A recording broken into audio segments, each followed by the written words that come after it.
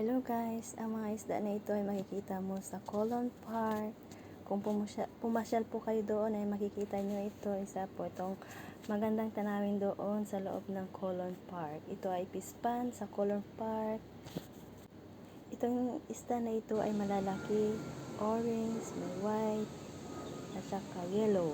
Ito sa ngayon ay hindi ko nakita yung white color. Mayroon ding itim.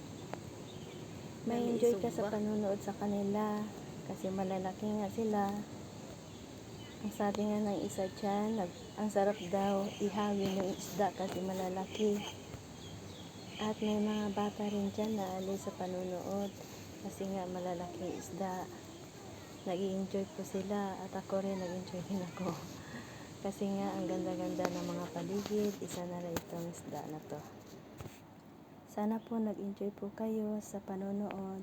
Please subscribe. Thank you so much. Dapat happy lang po tayo. Happy watching po.